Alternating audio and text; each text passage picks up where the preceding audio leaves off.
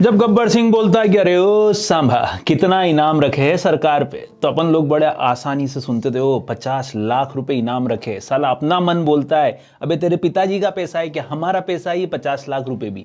ये हमको तकलीफ क्यों होती है अगर सरकार 50 लाख रुपए का इनाम रखे है गब्बर सिंह पे, क्योंकि वो हमारे ही टैक्स का पैसा है।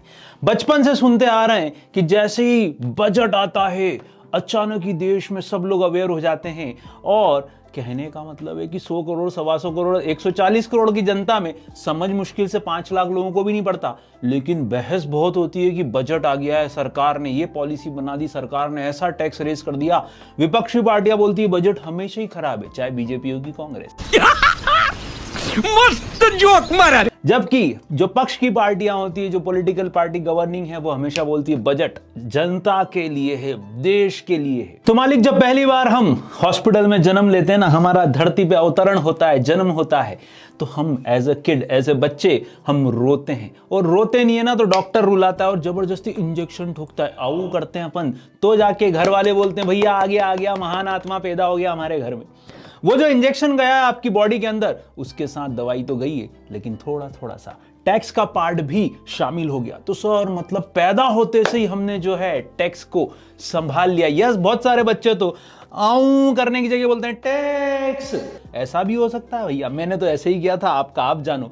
तो मालिक, टैक्स तो जो है बचपन से हम हर चीज पे कर रहे हैं। तो पहली बार मालिक बर्थ के समय आपने टैक्स पे कर दिया। सेकंड टाइम जब आपको थोड़े से बड़े होने पर कुछ खिलौने मिले, कुछ कपड़े मिले, दादा दादी ने कुछ गिफ्ट किया, तो उस समय उन खिलौनों पे, उन कपड़ों पे भी आप टैक्स पे करते आ रहे हो। और बड़े हुए मालिक, हमने ट्राईसाइकिल ली। ट्राईसाइकिल वही वाली जिस पे बैठा कर आपने पिंकी को बहुत घुमाया है ना, आपका बचपन का पहला क्रश। उस ट्राईसाइकिल पे आपने उसको बहुत घुमाया, बहुत सारा आपने बचपन का समय गुजारा। उस ट्राईसाइकिल पर भी आपने टैक्स पे किया था। थोड़े और बड़े हुए मालिक, आपने बोला मुझे तो लैपटॉप चाहिए। पापा ने जैसे तैसे लैपटॉप का अरेंजमेंट करा। उस लैपटॉप पे बहुत आराम से आप क्या पे करके आए हो, टैक्सेशन पे करके आए हो। 10th पास हुए मालिक हम, 12th पास हुए। बच्चों ने जब 10, 12 पास होते हैं ना, तो बच्चों के साथ पार्टी मांगी जाती है कि भैया पार्टी दो, पार्टी दो। कौन? वही अपने खतरनाक वाले दोस्त यार है ना, सारे पीछे पड़ जाते हैं। 13% तो जबरदस्त बना, तेरे को पार्टी तो देनी पड़ेगी। देख, अपन जब पार्टी करने जाते हैं तो उस समय जो रेस्टोरेंट का बिल बनता है उसमें भी हम पे करते हैं टैक्सेशन। और कॉमनली का सर सुबह सुबह डीटीएच कनेक्शन का रिचार्ज करवाया, एयरटेल, टाटा स्काई, सर वहीं पर हमारा चला गया टैक्स। जैसे ही आपने प्रीपेड रिचार्ज कराया आपकी सिम का, वहां चला गया आपसे टैक्स। ओहो हो। और तो और जब गम में हो या खुशी में है ना, 4 बोतल वोदका काम मेरा रोज का। बहुत बुरे लग रहे, तौबा तौबा तौबा। जब हम ये करते हैं तो मालिक लीकर के साथ हमेशा क्या चला जाता है, टैक्स चला जाता है। और बड़े आश्चर्य की बात है दोस्तों, कोरोना जैसे ही लॉकडाउन खत्म होता है और कोरोना के समय हम सब चीजें अनलॉक करने की शुरुआत करते हैं, तो गवर्नमेंट कोरोना में भी एक चीज चलने देती है। ना वो स्कूल है, ना वो कॉलेज, ना वो मंदिर है, ना वो मस्जिद, वो है अपनी शराब की दुकान। जिसको हरिवंश राय बच्चन ने, अमिताभ बच्चन जी के पिताजी ने एक बहुत बढ़िया कविता लिखी थी है ना, मधुशाला नाम से। वो बहुत फेमस है कि राह पकड़ तू एक चला चल पहुंच जाएगा मधुशाला, है ना। तो मालिक लीकर शॉप सबसे पहले ओपन हुई। और आप यहाँ पे टोल टैक्स क्रॉस कर रहे थे, टोल टैक्स क्रॉस करते आपके पास थी 25 लाख की कार, और टोल टैक्स वाले ने बोला रुको भैया, पेमेंट करके जाओ टोल टैक्स का। आपने बोला ये क्या है? बोले रोड को यूज कर रहे हो ना, इसका पेमेंट तो करना ही पड़ेगा। और अब तो ऑटोमेटेड हमारा पैसा उसमें से कट जाता है। जब हम LIC पॉलिसी कराते हैं, लाइफ इंश्योरेंस करवाते हैं, जीवन के साथ भी, जीवन के बाद भी, तो मालिक इसके साथ भी आप पे कर चुके होते हो टैक्सेस। तो यार छोटे से छोटे पेट्रोल, अरे जबरदस्त जा रहा है अभी तो अपनी तरफ से मालिक इस पे टैक्स। इलेक्ट्रिसिटी, अरे उस पे भी न जाने कितने तरह के टैक्स हैं। और सबका सपना एक घर हो अपना, तो ये जो घर आप बना रहे हो इस पे भी आपको लगता है प्रॉपर्टी टैक्स। न जाने कितने तरह के टैक्सेस हम जन्म से लेके मृत्यु तक लगातार पे करते हैं, है ना। तो अब ये जो सीक्वेंस थी हमारे टैक्सेस पे करने की, ये आ गई है हमारे सिलेबस में, और आप पढ़ने जा रहे हैं CS एग्जीक्यूटिव फर्स्ट ग्रुप में टैक्सेशन। तो मैं हूं CA चेतन मंत्री। जितनी आपकी उम्र है उतना ही मेरा एक्सपीरियंस है। जब आप आओ कर रहे थे तब मैं बोलता था मालिक टैक्स का ये मतलब है। बड़ा मजा आने वाला है। डायरेक्ट और इनडायरेक्ट टैक्स दो तरह के आपके सिलेबस का पार्ट है और बहुत मजेदार तरीके से सिलेबस पढ़ने वाले हैं। खास बात जो आपका पसंदीदा है वो यहां पर भी है, आपका पसंदीदा sir MCQ pattern. MCQ pattern जो आपने CSET में अपना एग्जाम दिया वही पैटर्न इस पेपर के लिए भी है। CS एग्जीक्यूटिव के फर्स्ट ग्रुप का इकलौता, सिर्फ और सिर्फ इकलौता पेपर जिसमें MCQ है वो है इनकम टैक्स और GST का पेपर, टैक्सेशन। आप आराम से इसमें स्कोरिंग की बात करें तो आराम से 70 से लेके 85 मार्क्स मिनिमम ला सकते हैं और मैक्सिमम तो सर 100 में से 100 भी बहुत इजी है। ध्यान से देखना बस ये है कि हम क्या कंसेप्चुअल स्टडी कर पाएंगे कि सिर्फ रट के चले जाएंगे और वहां ऑप्शंस देखने में कंफ्यूज हो जाएंगे। कैसे कंफ्यूजन होता है, देखो देखो देखो। जैसे कि आप जब 2 MCQ देखते हो तो आपको यहां भी दिख रहा होगा कि ये पार्ट और ये पार्ट बिल्कुल सेम सेम लिखा है। सर बस ये मैंने जानबूझ के ही लिखवाया आपको सिर्फ ये समझाने के लिए कि एग्जाम में भी हमारे साथ यही गड़बड़ होती है। हमको दोनों ऑप्शंस एक जैसे लगते हैं, चारों ऑप्शंस बल्कि एक जैसे लगते हैं कि ये भी लग रहा है यार, ये भी लग रहा है यार, चारों में से कौन सा टिक करूं। तो मालिक ध्यान रखना, ये जो है ये परफेक्ट है और ये जो है ये परफेक्ट नहीं है, तो ये काट देना। अपने को ऑप्शन भी इसी तरह से सिलेक्ट करने। सिर्फ ये सिखाने के लिए मैंने ये डेफिनेशन 2 बार टाइप करवाई कि ये डेफिनेशन अलग है और ये डेफिनेशन अलग। यही बात आपको ऑप्शन सिलेक्ट करते समय भी ध्यान रखनी है। तो चलिए दोस्तों, सबसे पहले सिलेबस पे नजर मारते हैं क्या है हमारे सिलेबस में और CS एग्जीक्यूटिव क्यों ये 100 मार्क्स का पेपर आपको इजीली 90 तक का स्कोर करवा सकता है। फुल मार्क्स तो बिल्कुल कोशिश की जा सकती है, क्या बुराई है यार। इजी पार्ट है 100 मार्क्स, आपका फेवरेट MCQ। अभी मैंने बताया आपको कि ये जो रहेगा MCQ पैटर्न रहेगा। 2 हिस्सों में आपका सिलेबस डिवाइडेड है, पहला है डायरेक्ट टैक्स और दूसरा है indirect tax. Indirect tax again 2 हिस्सों में डिवाइडेड है मालिक। सबसे पहले GST और दूसरा पार्ट है हमारा कस्टम। 50-50 है ना, बहुत सिंपल सा सिलेबस। सिलेबस में थोड़ा सा वाइड जरूर है लेकिन आपको मदद मिलेगी MCQ से, आपको हेल्प मिलेगी मेरे चार्ट सिस्टम से। जो मेरे नोट्स में चार्ट बने हुए हैं उनसे बहुत आराम से आप और बहुत तेजी से आप रिवाइज कर पाओगे। मॉड्यूल पूरा हम कवर करने वाले हैं और जो भी कंटेंट है वो नोट्स में आपको पूरा मिल जाएगा। जो ICSI के मॉड्यूल में उसी के बेसिस पे पेपर क्रिएट होता है, हम मॉड्यूल को छोड़ नहीं सकते। इसीलिए आपके लिए पूरा मॉड्यूल का जो क्रक्स था, जो सबसे इंपॉर्टेंट चीजें थी, वो सब नोट्स में आ जाएंगी। आपको कुछ भी एक्स्ट्रा देखने की जरूरत नहीं पड़ेगी। यह छोटा सा सिलेबस। और हमारे मन में एक और क्वेश्चन आता है कि हम टैक्स लेते क्यों हैं, गवर्नमेंट क्यों हमसे टैक्स ले रही है और हम भी टैक्स पढ़ क्यों रहे हैं यार। पढ़ने का पहला रीजन मालिक, बहुत आराम से सोचो, मैं टैक्स क्यों पढ़ रहा हूं, क्योंकि मुझे CS एग्जीक्यूटिव पास होने का है। सबसे सिंपल रीजन कि हम टैक्स क्यों पढ़ रहे हैं मालिक मेरे को ग्रुप 1 निकालना है तो टैक्स तो पढ़ना पड़ेगा। तो सर हम क्यों टैक्स पढ़ रहे हैं, उसका दूसरा रीजन, पहला तो पास होना है, दूसरा चाइना। अगर मान लो अपने में गाड़ी करता, अपने सैनिक खड़े हैं चाइना बॉर्डर पे, है ना, इंडिया चाइना बॉर्डर पे, उधर के भी सैनिक है, अपने भी सैनिक हैं। अब उधर से मशीन गन चला रहे हैं AK-47, उधर से वो बम तोप ये बड़े बड़े चीजें लॉन्च कर रहे हैं। अपना सैनिक कैसे लड़ फेंकेगा, अपना सैनिक क्या रस्सी बम फेंकेगा, कुछ भी भाई। उसको भी आर्म्स चाहिए, सारे एम्यूनेशंस चाहिए, तो वो कौन देगा, सरकार। और सरकार ये खरीदेगी या बनाएगी तो उसके लिए क्या चाहिए मालिक, पैसा। और पैसा कहां से आएगा, गवर्नमेंट तो ठन ठन गोपाल है, सारा पैसा जनता से टैक्स के रूप में कलेक्ट किया जाता है। तो व्हाई टैक्स इज नेसेसरी, सोचिए आप भी। इकोनॉमिक्स मैक्रो आपने पढ़ा हुआ है, उसमें भी थोड़ा सा पार्ट टैक्स का आता था। अलग अलग क्रेडिट पॉलिसीज आती थी, क्वालिटेटिव और क्वांटिटेटिव मेजर्स आते थे, तो उसमें कहीं ना कहीं टैक्सेशन पॉलिसीज का इंक्लूजन था। बोलो फटाफट से, क्या लगता है टैक्स क्यों बनाए सर, क्यों चाहिए टैक्स को, क्यों हो किसी भी देश में टैक्स। सर इंफ्रास्ट्रक्चर, ओके, और बोलो, और सोचो इंफ्रा के अलावा। सर सोसाइटी के डेवलपमेंट के लिए, देश के डेवलपमेंट के लिए, तो बहुत ही बड़ा वर्ड हो गया मालिक, डेवलपमेंट, है ना। और बोलो सर डिफेंस। अच्छा ये सर्व शिक्षा अभियान जो चल रहा था उसका क्या करेंगे, सर्व शिक्षा अभियान, सब पढ़ें सब बढ़ें, उसके लिए कहां से पैसा आएगा मालिक, सर्व शिक्षा अभियान।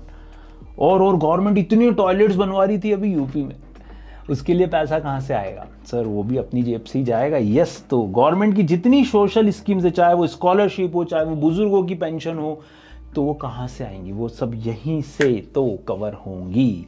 गवर्नमेंट को इसीलिए टैक्स की ज़रूरत पड़ती है और हमसे बहुत तरह के टैक्स लेती है, जिसमें से दो मेजर हिस्से आप पढ़ चुके, वो है डायरेक्ट और इनडायरेक्ट। क्या होते हैं समझेंगे, लेकिन पहले तो कि टैक्स की ज़रूरत देश में क्यों है, क्यों हमको तकलीफ तो होती है कि अरे यार अपने से इतना सारा टैक्स गवर्नमेंट ले लेती है, लेकिन इंफ्रास्ट्रक्चर को डेवलप करने के लिए, सोशल स्कीम्स के लिए, देश को चलाने के लिए, सिंपल भाषा में मालिक, हर एक चीज़ जो देश के अंदर आ जाए ग्रोथ और डेवलपमेंट के लिए, वो सब टैक्स के थ्रू ही पूरी की जाती हैं। अब मुद्दा आया कि सर टैक्स का मीनिंग क्या होगा, कैसे समझेंगे कि हम ये टैक्स पे कर रहे हो, टैक्स पे कर रहे हैं, इसके लिए कोई तो डेफिनेशन होनी ही चाहिए। डेफिनेशन बहुत सिंपल है दोस्तों। टैक्स की डेफिनेशन के 3 छोटे छोटे से पार्ट है मेरे पास, ध्यान से देखिए। पहला पार्ट जो है क्या बोलता है, पहला पार्ट बहुत सिंपल सा वर्ड यूज करता है, सर ये कंपलसरी पेमेंट है। क्या वर्ड यूज कर रहे हैं, ये कंपलसरी पेमेंट है। सर ऐसा क्यों बोल रहे हैं कंपलसरी? इनकम टैक्स वाला आपके घर पे आके डोरबेल बजाता है, आप दरवाजा खोलते हो, उसका स्वागत करते हो, चाय पानी नाश्ता करा के, फिर पूछते हो और क्या हाल चाल है, वो बोले हाल बढ़िया, आप 1 लाख रुपए का टैक्स दो, आपका टैक्स बनता है। आप बोल रहे हो नहीं नहीं आज तो मूड नहीं है, मैं वैसे डिप्रेशन में हूँ, है ना, मेरा ब्रेकअप हुआ है, आज तो एकादशी, आज तो अमावस्या, आज तो पैसे ही नहीं है, तो क्या करूं नहाऊं? तो क्या गवर्नमेंट आपको ऑप्शन दे रही है कि आपकी इच्छा हो तो देना? टोल टैक्स क्रॉस कर रहे हो मालिक 25 लाख की गाड़ी में, और टोल टैक्स वाला बोल रहा है साहब 50 रुपए टोल टैक्स। आप बोल रहे हो यार देख सब गाड़ी खरीदने में लगा दिए, देख तू जानता, और पेट्रोल के भाव भी बहुत हो गए, अब पैसा वैसा कुछ नहीं है, बड़ी मुश्किल से घर जा रहा हूं मैं, कोई टोल टैक्स नहीं है मेरे पास। हाउस प्रॉपर्टी टैक्स मांगने नगर निगम आपके घर आया, तो आप बोल रहे हो बड़ी मुश्किल से तो मेरा घरौंदा बना है, बड़ी मुश्किल से घर बना, वो भी बैंक से लोन लेके, और उस पे लोन पे इतना इंटरेस्ट जा रहा है कि कमर टूटी हुई है इस महंगाई के ज़माने में, और तुमको टैक्स की पड़ी। तो मालिक ऐसे तो फिर हमारे घर के बाहर जो कचरा उठाने गाड़ी आती है नगर निगम की, वो भी हमसे टैक्स ले जाती है। क्या करें, मना कर दें कि कंपलसरी पेमेंट बोलना पड़ेगा, क्यों ऑप्शनल? अगर हिंदुस्तान में कोई चीज़ ऑप्शनल कर दो ना, जैसे अभी गवर्नमेंट पढ़ाई कोई ऑप्शन कर दे, घर वाले पढ़ाई कोई ऑप्शन कर दे कि तेरी इच्छा हो तो कर बेटा, नहीं तो मत कर, तो अपन छोड़ देंगे। इसी तरह गवर्नमेंट अगर कंपलसरी वर्ड हटा देना टैक्स में से, तो कोई भी पे नहीं करने वाला। तो पहला इंपॉर्टेंट वर्ड, क्या कंपलसरी पेमेंट है कि ऑप्शनल है? बोलो फटाफट। तो पहला और सबसे खास word, it is not optional payment, आपको करना ही पड़ेगा, कोई बहाने नहीं चलेंगे। वो जैसे शादी के कार्ड में लिखा रहता है ना, बाल मनोहर मेरे चाचा की शादी में जलूल जलूल आना, बिल्कुल गवर्नमेंट भी वही बोल रही है कि भैया तेरे को कंपलसरीली टैक्स तो पे करना पड़ेगा, ऐसा नहीं चलेगा कि तेरे पास पैसे नहीं है। तो कंपलसरी वर्ड अगर ना हो तो फिर कोई भी टैक्स नहीं देगा। दूसरा इंपॉर्टेंट वर्ड, ये पेमेंट कैसे जाएगा? कंपलसरी पेमेंट मनी में कि काइंड में? अब वो जो 1 लाख रुपए वो मांगने आया, आपने पहले तो बहुत नाटक नोटंकी की, फिर वो नहीं माना, बोले पैसे तो चाहिए ही। आप गए अंदर से CSET के मॉड्यूल उठा के लिया, बोले ये ले जाओ। वो देख रहा है ये तो रद्दी है, 700 रुपये से ज़्यादा आएंगे नहीं, मुझे तो 1 लाख रुपए चाहिए।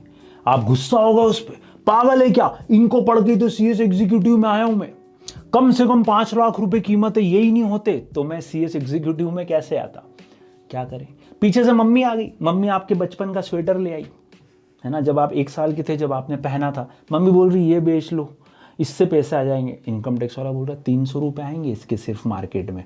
मम्मी भी गुस्सा हो गई, इससे मेरी यादें जुड़ी हुई है, जब ये चिंटू पैदा हुआ था ना तब की यादें जुड़ी हुई है, तुम क्या जानो इमोशन की कीमत सुरेश बाबू। ऐसा मम्मी ने भी एक डायलॉग चिपका दिया इनकम टैक्स वाले पे।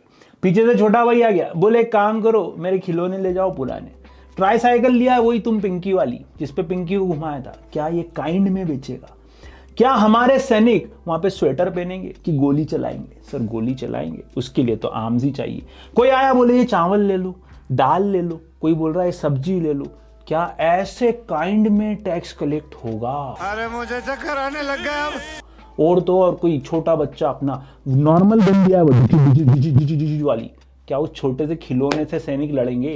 क्या रोड पे हम दाल और चावल बिछाएंगे कि नहीं सीमेंट ही चाहिए, पैसा चाहिए मालिक? गवर्नमेंट कभी भी काइंड में कोई चीज एक्सेप्ट आपसे नहीं करेगी, वरना बार्टर सिस्टम शुरू हो जाएगा।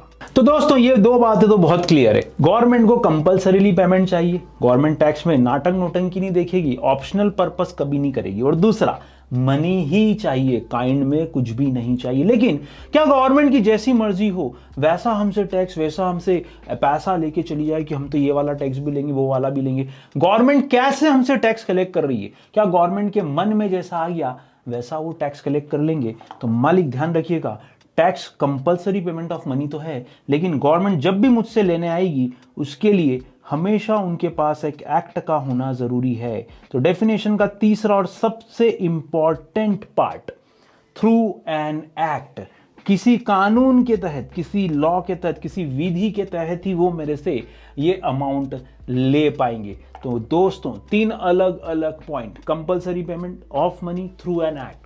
बिना एक्ट के क्या आपसे कोई टैक्स लेगा? जैसे टोल टैक्स चल रहा है तो क्या 4 लोग ऐसे ही रास्ते में बैरिकेड लगा के बैठ कर बोल रहे हैं दे रे भाई गवर्नमेंट ने हमको बोला है? ऐसा नहीं होता। जब भी गवर्नमेंट कोई टैक्स लेगी कहीं ना कहीं कोई ना कोई उसका कानून, कोई ना कोई उसका एक्ट जरूर होगा। यह है आपकी डेफिनेशन का पहला पार्ट मालिक, टैक्स की definition, compulsory payment of money, compulsory money and through an act. ICSI के मॉड्यूल में एक और डेफिनेशन दी हुई है दोस्तों, ध्यान से देखिएगा। It is the financial charge, क्या वर्ड यूज किया गया? It is the financial charge imposed by government on income, on commodity और ऑन एन एक्टिविटी। तो 3 चीजों का बोल रहे हैं आईसीएसआई के मॉड्यूल में कि टैक्स फाइनेंशियल चार्ज के तौर पर है, पैसा तो देना ही पड़ेगा, मीनिंग वही है, फाइनेंशियल चार्ज मींस पैसा तो लगेगा। कौन लगा रहा है? गवर्नमेंट। कैसे लगा रही है मालिक? Through an act. बिना एक्ट के गवर्नमेंट कभी भी कोई चीज आप पे और मुझ पे इंपोज नहीं कर सकती, वरना हम सुप्रीम कोर्ट चले जाएंगे। हम गवर्नमेंट के अगेंस्ट सुप्रीम कोर्ट जाकर केस लगा देंगे कि गवर्नमेंट ये गलत कर रही है। डेमोक्रेसी का यही फायदा है। तीसरा, इनकम पे होगा या कमोडिटी पे होगा या किसी एक्टिविटी पे हो सकता है। इसकी डिटेल्ड वर्जन अभी आप जब डिफरेंस पढ़ोगे ना तो और आपको क्लियर होगा। अब मुद्दा आता है सर कि टैक्स की डेफिनेशन के 2 अलग अलग एंगल्स अपन ने देखे। Compulsory payment of money impose by government, it is a financial charge on the society, on the people of India. और ये इनकम, कमोडिटी या एक्टिविटी किसी पे भी लग सकता है। तो क्वेश्चन है sir, what do you mean by act? हमने बोल दिया जब भी टैक्स इंपोज होगा किसी न किसी कानून से ही होगा। ऐसा क्यों? देखो समझाता हूं। मान लो मैं ऑफिस में बैठा था, मैं प्रैक्टिसिंग चार्टर्ड अकाउंटेंट हूं, मुन्ना भाई और सर्किट आगे बैठ गए। मुन्ना भाई कौन? सर वो डॉन है।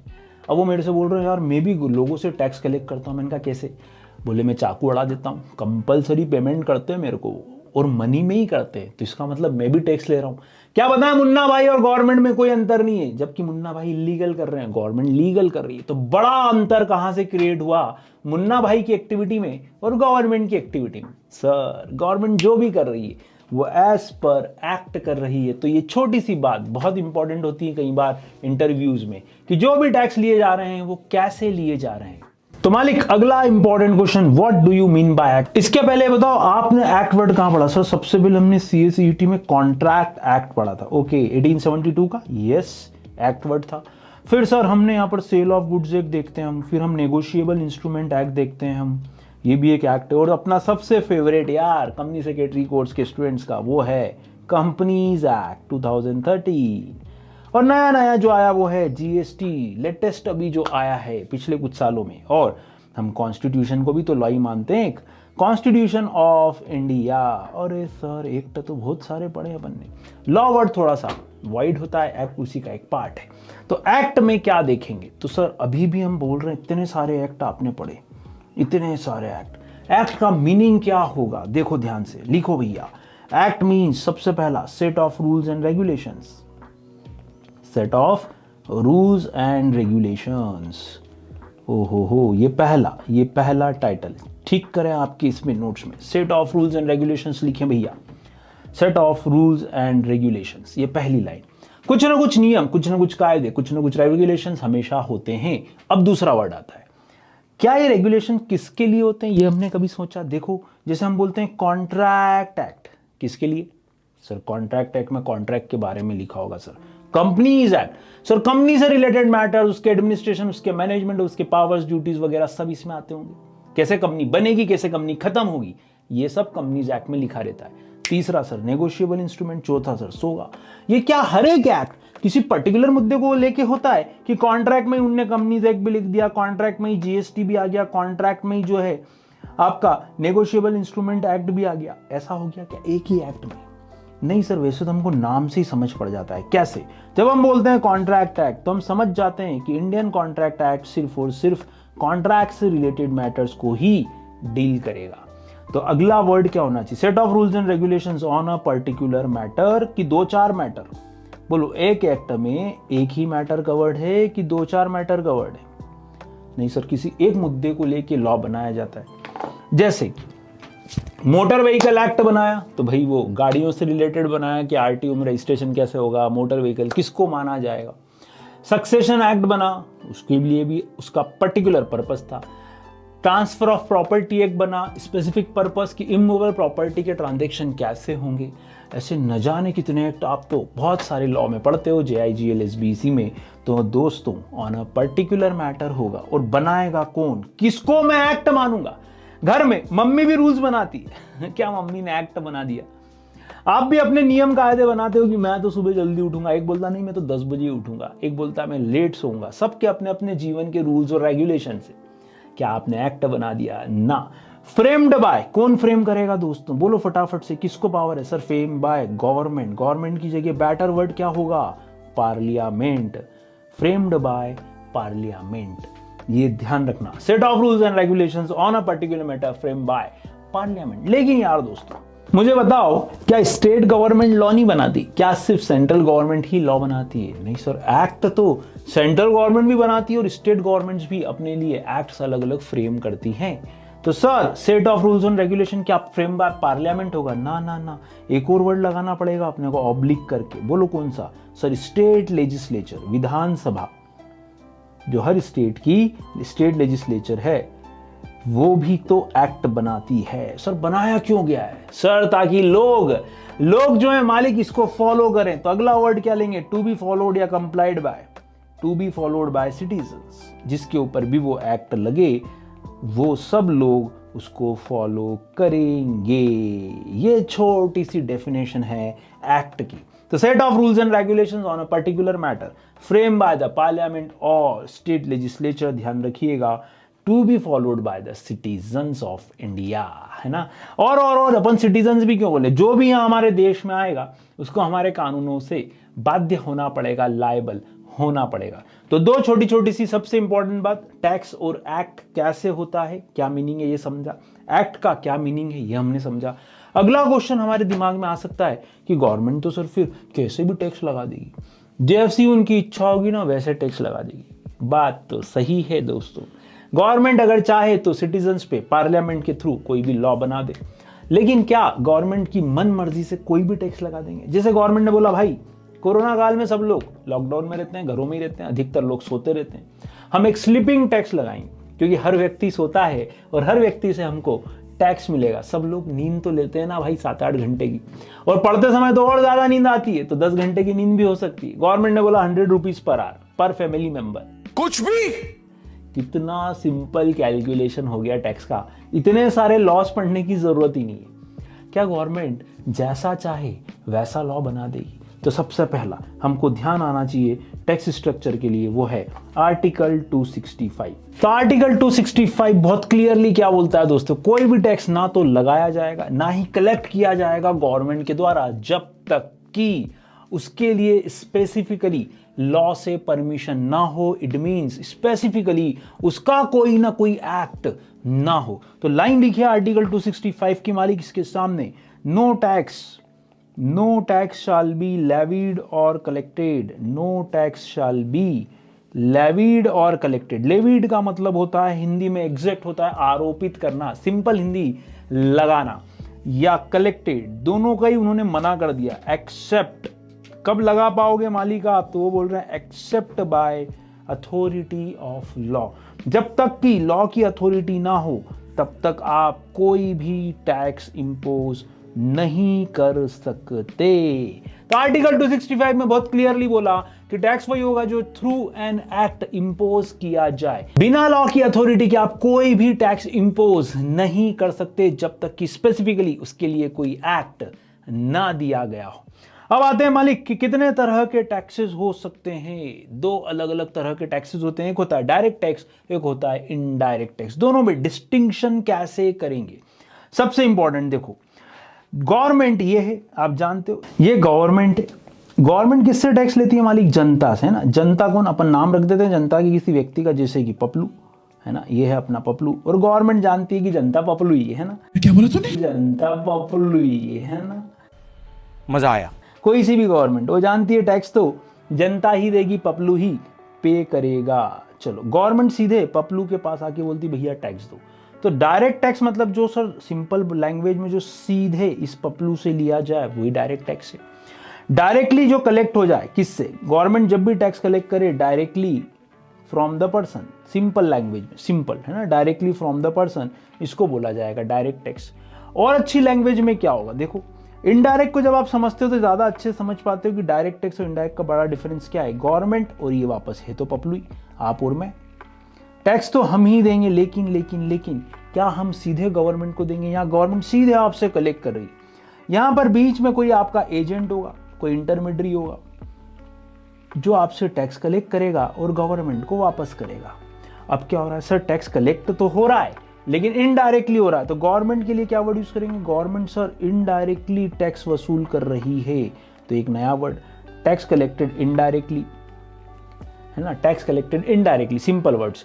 अब इसको टेक्निकल क्या बोलेंगे? ये तो सिंपल हो गया कि किसी एजेंट के थ्रू अगर आप टैक्स कवर कर रहे हो तो उसको हम इनडायरेक्ट टैक्स बोल सकते हैं। लेकिन टेक्निकली क्या होगा? टेक्निकली हम यहां पर एक पॉइंट लिखते हैं कि भैया यहां पर इंसिडेंस और बर्डन दोनों एक ही व्यक्ति के ऊपर है, सेम पर्सन के ऊपर है, और यहां पर इनडायरेक्ट में इंसिडेंस और बर्डन डिफरेंट पर्सन के ऊपर है। कैसे? देखो, ये इंसिडेंस क्या होता है हम ये समझने की कोशिश करते हैं। गवर्नमेंट ने लायबल किसको बनाया? एजेंट को, कि भैया तेरी ड्यूटी है, तू अगले व्यक्ति से टैक्स कलेक्ट करेगा और हमको देगा।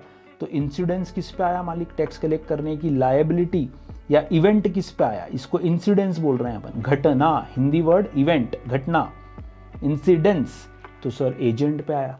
लेकिन बर्डन किस पे आया? फाइनल, सर फाइनल बर्डन तो जनता पे ही आ रहा है सर दोनों स्थिति में। यस, जबकि यहाँ इंसिडेंस भी किसका था? भैया ये इनकम कमा रहा है तो ये टैक्स दे, जैसे इनकम टैक्स एक डायरेक्ट टैक्स है, इनकम टैक्स को डायरेक्ट टैक्स में गिना जाता है, तो जो इनकम कमाए वही दे।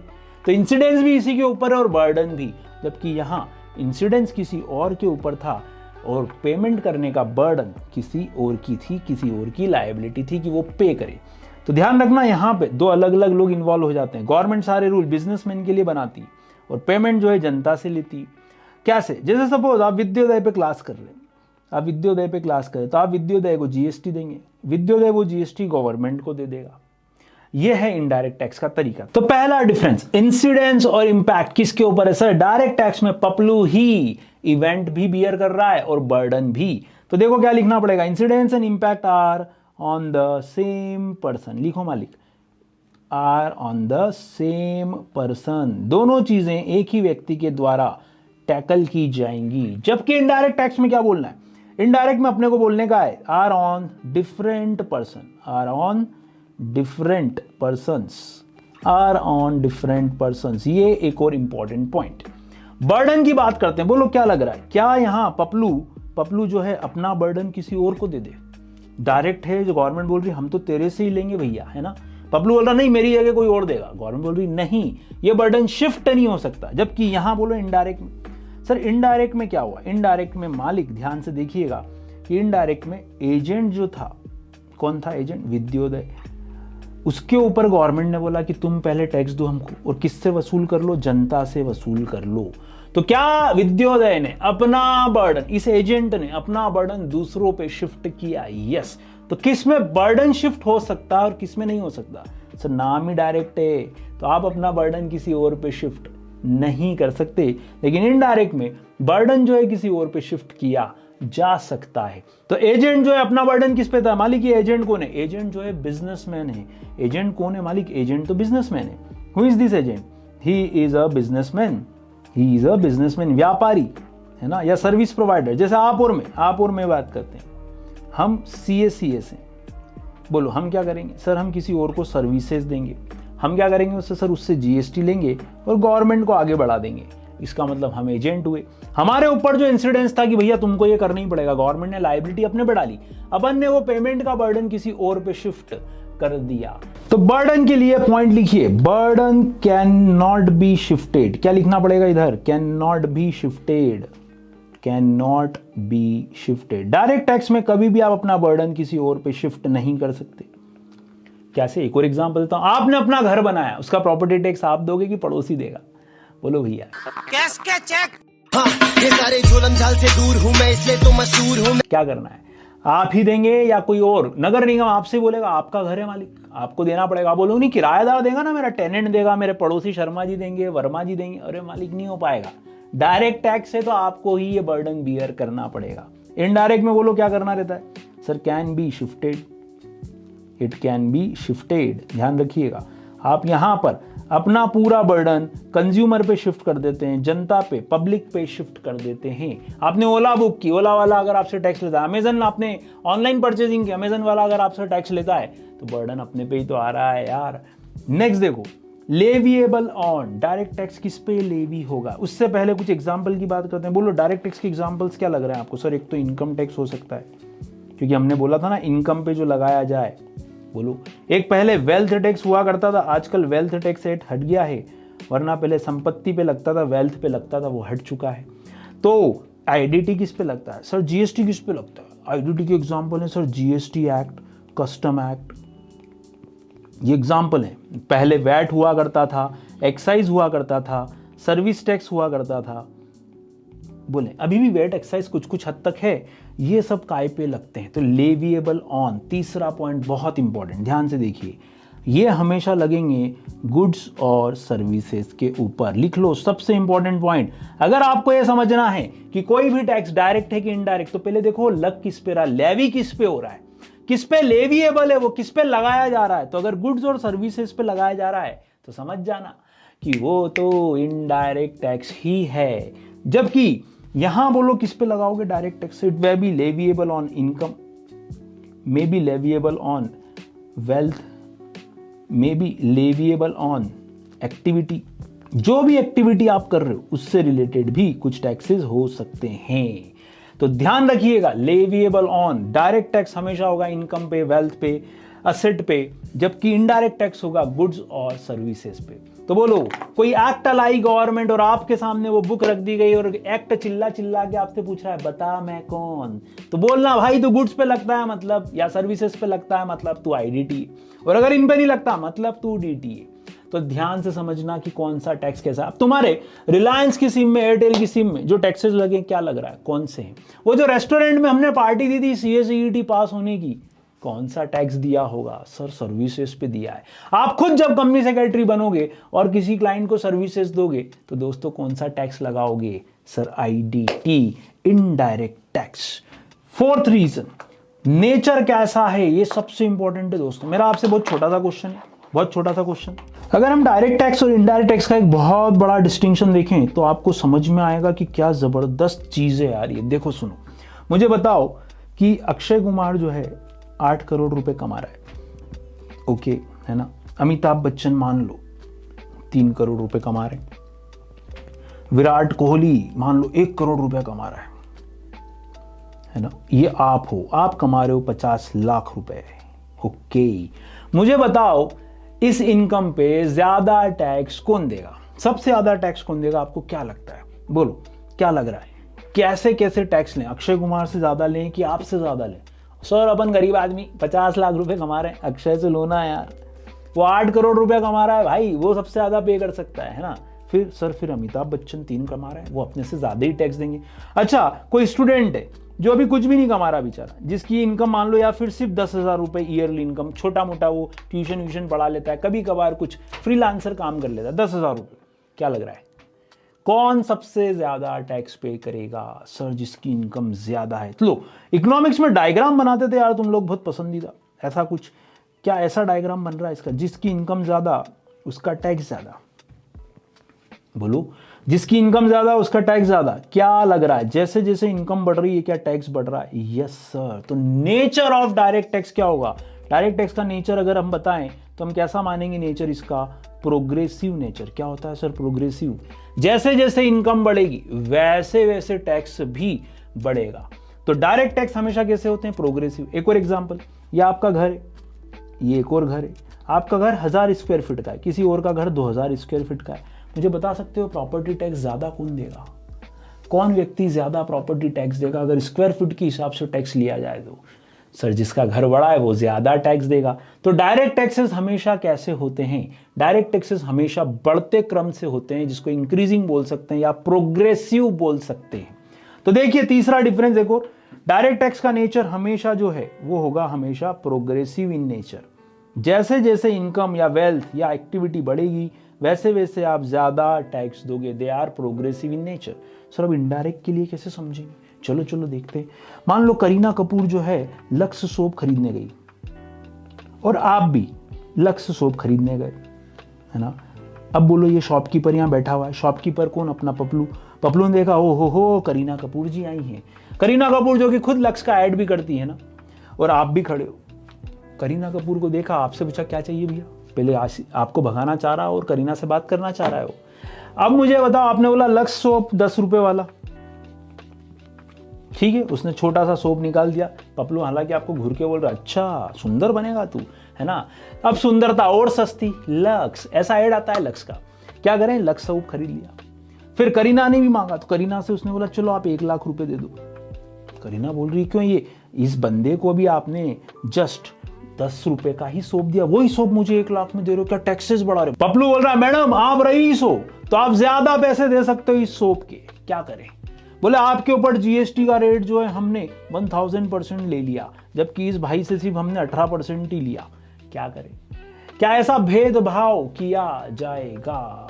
क्या करें? विमल गुटका शाहरुख खान खरीदने जाए, अजय देवगन खरीदने जाए, क्या आप खरीदने जाओ, है ना, जुबा केसरी, क्या सबको एक जैसा रेट, एक जैसा कोटेशन, इतने से पाउच का सबसे 5 रुपया तो भाई सबसे 5 रुपया? क्या मतलब सर आईडीटी में क्या अलग अलग टैक्स ले आते हैं, गरीब से अलग, अमीर से अलग? ऐसा कुछ नहीं होता। आप पेट्रोल डलवाते हो, क्या सभी लोग, जितने लोग पेट्रोल डलवा रहे हैं वो एक जैसा टैक्स पे कर रहे हैं? चाहे उनकी इनकम कम हो चाहे ज्यादा हो, चाहे टेम्पो वाला, ऑटो वाला अपने इसमें डीजल डलवाए या हम हमारी कार में डीजल डलवाएं, रेट तो टैक्स का सेम है। तो कैसी भी इनकम हो मालिक, क्या करें? करीना बोल रही है पगला गए हो क्या? ये 1 लाख रुपए 10 रुपए के साबुन के नहीं चाहिए। आप रेट चेंज नहीं कर सकते। आप सीए हो मालिक या सीएस हो, प्रोफेशनल कोई भी ले लो, या सीडब्ल्यूए हो।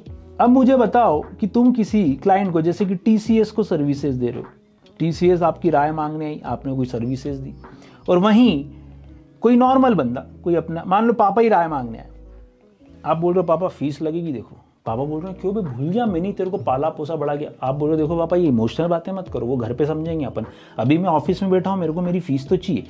फिर आप बोलोगे नहीं तो तू कमाता नहीं। अगर ऐसे सब घर वाली राय मांगने आएंगे और फ्री में ले जाएंगे तो मेरा धंधा कैसे चलेगा? पापा फीस तो लगेगी, बाकी अपन घर पे समझ लेंगे, पैसा वापस आपको दे दूंगा, लेकिन ऑफिस में तो ऑफिस जैसा बिहेव करेंगे प्रोफेशनली। पापा ने घूरा पर आप माने नहीं। अब बोलो पापा ने कोई सर्विस ली, 1000 रुपये उसका फीस था, प्लस 18% 180 रुपये आपने जीएसटी जोड़ के पापा को 1180 का बिल थमा दिया। पापा घुड़ते हुए बोले तू आ शाम को बताता हूँ तेरे को मैं, है ना। और इधर टीसीएस, इसको आपने 1 लाख रुपए का बिल दिया, प्लस जीएसटी जोड़ा 18% से 18,000 रुपये। बोलो क्या रेट सेम है दोनों जगह? 18% की रेट में यहाँ कोई बदलाव कर दिया हमने? सर सेम है, चाहे पापा दें या टीसीएस, पर पापा की इनकम कम है, टीसीएस तो बहुत बड़ी कंपनी है, करोड़ों रुपए की इनकम है, क्या हमने रेट में चेंज कर दिया? ना ना ना। जबकि यहाँ क्या हो रहा था, जिसकी ज्यादा इनकम उससे ज्यादा रेट ले लो। क्या करें सर? ध्यान रखिएगा, इस कंसेप्ट को बोला जाता है कि indirect taxes are regressive in nature. क्या बोलते हैं? Regressive in nature. तो सर रिग्रेसिव का डायग्राम कैसा होगा? देखो देखो देखो, रिग्रेसिव का डायग्राम बनाते हैं अपन। ये आपका कैसा भी इनकम लेवल हो, आपकी इनकम ज़्यादा हो कम हो, टैक्स एक जैसा ही रहता है, तो हम समझ जाएंगे कि इनडायरेक्ट टैक्स रिग्रेसिव है। ये आपको मैंने सिर्फ आपको इमेजिन करवाने के लिए डायग्राम बनवाया, ऐसा बनाना नहीं है अपने को कहीं भी। बोलो 2 डिफरेंस और क्या लिखा हमने? एक लिखा प्रोग्रेसिव सर, एक और regressive in nature. Indirect tax regressive होते हैं। एक और वर्ड ब्रैकेट में लिख लेना मालिक, वो है न्यूट्रल। न्यूट्रल, बिना किसी भेदभाव के, बिना किसी डिस्टिंक्शन के, ना जात देखेंगे ना पात, ना स्टेटस देखेंगे ना गाड़ी, एक जैसा टैक्स लगाएंगे मालिक। ना जेंट्स देखेंगे ना लेडी, एक जैसा टैक्स। इनडायरेक्ट, कोई भेदभाव नहीं, रिग्रेसिव नेचर का। एक और बड़ा difference, governing body. Direct taxes की गवर्निंग बॉडी का नाम क्या है और इनडायरेक्ट टैक्सेस को कौन गवर्न करता है इंडिया में? इंडिया में हाईएस्ट बॉडी जो डायरेक्ट टैक्स और इनडायरेक्ट टैक्स को गवर्न करती है, उनके नाम लिखना भैया, ध्यान से देखो, लिखो। Central board of direct taxes, CBDT, central board of direct tax, central board of direct tax, short form CBDT, direct taxes, central board of direct taxes, ऐसा बोलेंगे। चलो, इनडायरेक्ट टैक्स को कौन कंट्रोल करता है भाई? सीबीडीटी जो है डायरेक्ट टैक्स की हाईएस्ट बॉडी। सर यहां पर नाम लिखें, सेंट्रल बोर्ड ऑफ, पहले था ये CBEC, central board of excise and custom. अब एक्साइज हटा और जीएसटी आया, तो नाम बदल के करा, central board of indirect tax, CBIC, indirect tax and custom.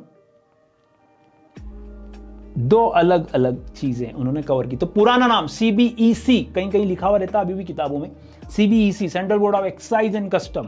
अभी करंट में नया नाम इस बोर्ड का CBIC, indirect taxes and custom.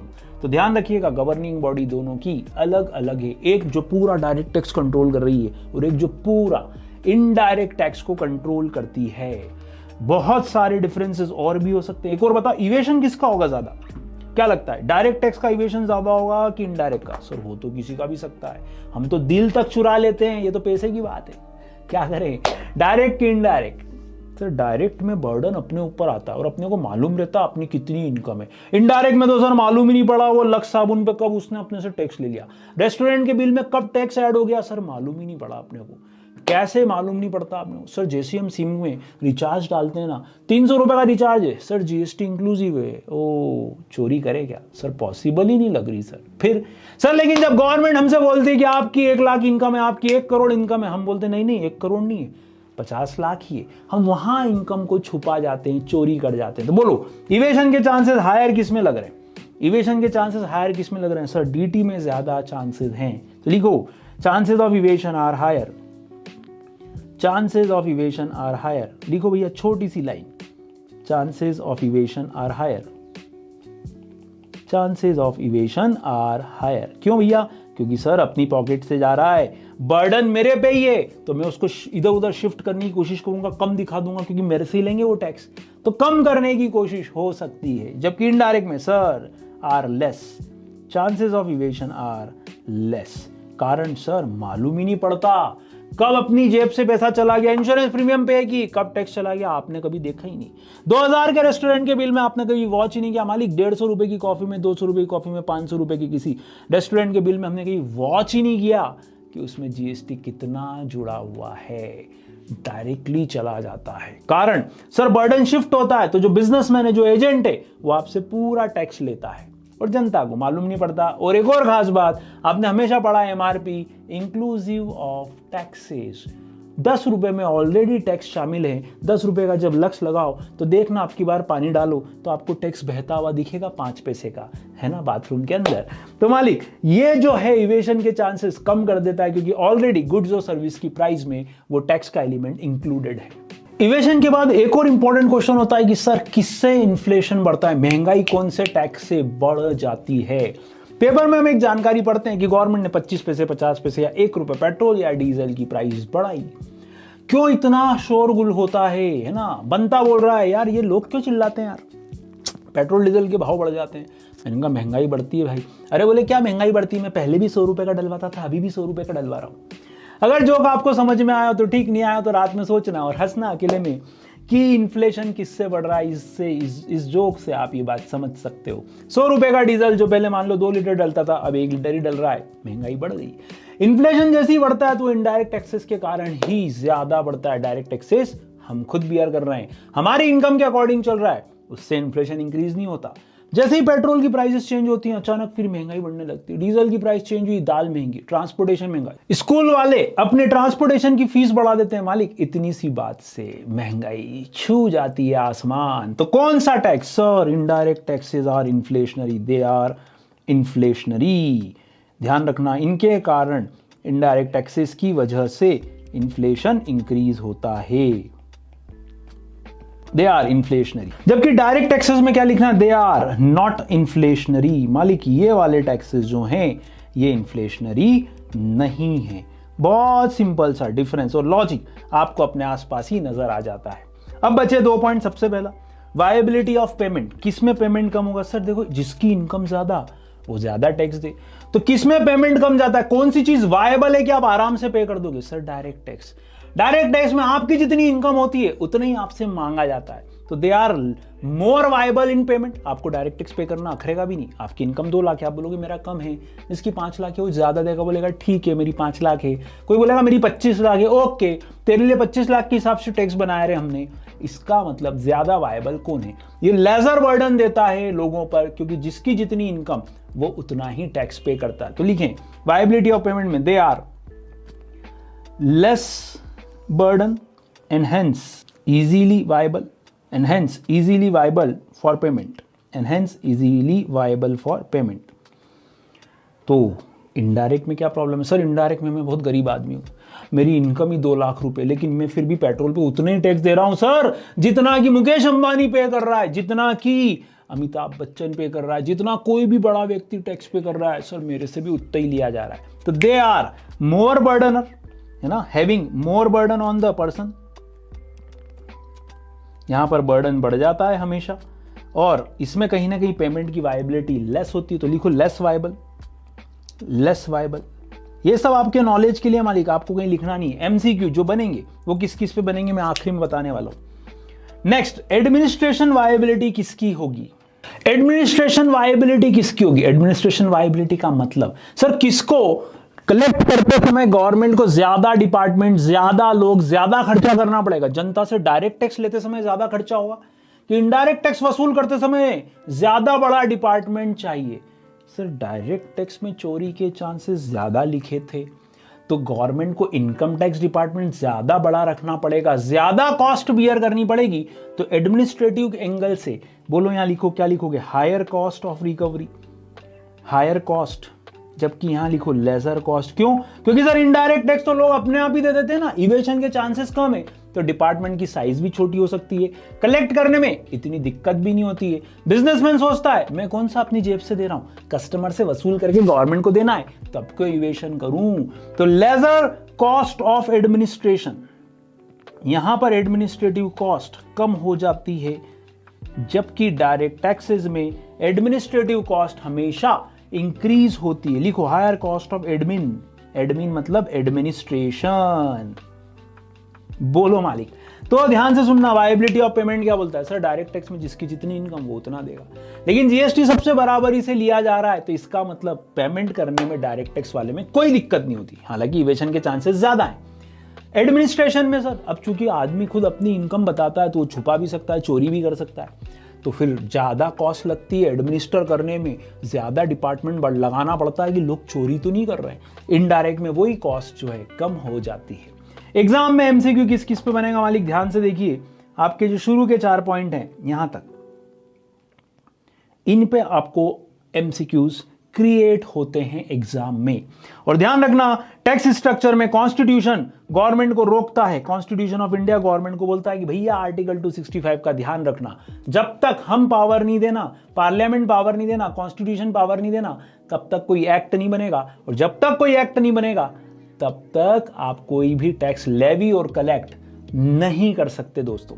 अब मुद्दा आता है सर कि पावर कैसे डिसाइड होगी? गवर्नमेंट ने बोल दिया स्लीपिंग टैक्स लगाएंगे, कौन रोकेगा? सर एक्ट बनाए ना, एक्ट बनेगा तो रुक जाएंगे? नहीं, एक्ट बना के तो वो टैक्स वसूल कर लेंगे। तो सर फिर एक्ट बनाने की पावर किसकी?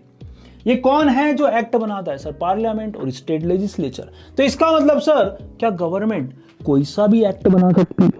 सर पार्लियामेंट में बीजेपी मान लो अभी पावर में, तो संसद में वो कोई भी एक्ट ले आए और पास करवा दे तो क्या उनको कोई रोक सकेगा? या गवर्नमेंट की जैसी इच्छा होगी वैसा वो लोग एक्ट बना देंगे और वैसा जनता पे इंपोज कर देंगे।